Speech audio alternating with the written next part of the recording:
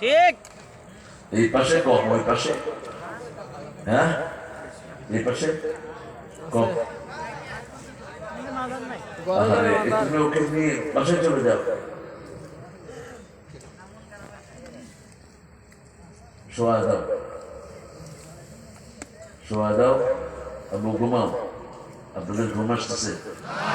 চলুন আমরা একসাথে ঘুমাই।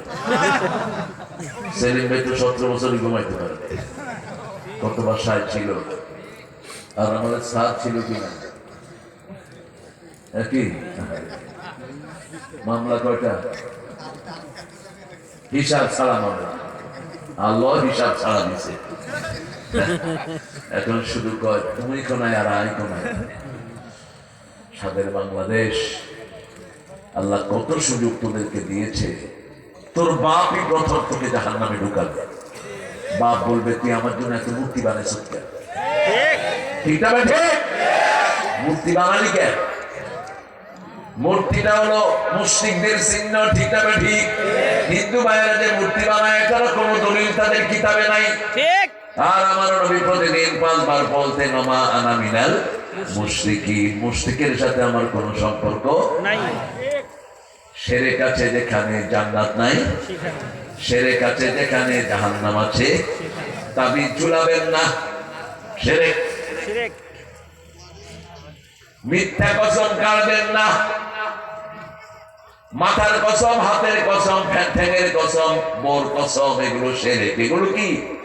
শিরক। আল্লাহ ছাড়া কারো সামনে মাথা নত করব না। সেজদা দিব কাকে? জোরে বলে আল্লাহকে। কপাল দিলেন যিনি সেজদা পাবে তিনি। এখন ওলি বলা হয় কাকে? যতগুলোর মাজার রয়েছে এগুলো ভেঙে দেন। কষ্টকর হয়ে গেল কথাটি। ঠিক মুসলিম শরীফের হাদিস, রাসূল বলছেন আলী বের হও, মদিনায় যত কবর উঁচু দেখবে ভেঙে মাটির সাথে মিশিয়ে দাও।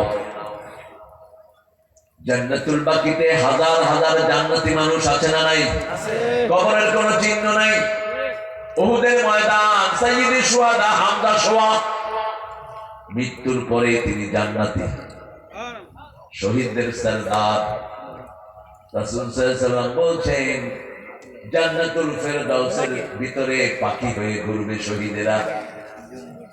সেই হামজার রক্তের কবরের কোনো চিহ্ন নাই। গেলে দেখবেন, আমি দেখেছি বহুবার। বদরের ময়দান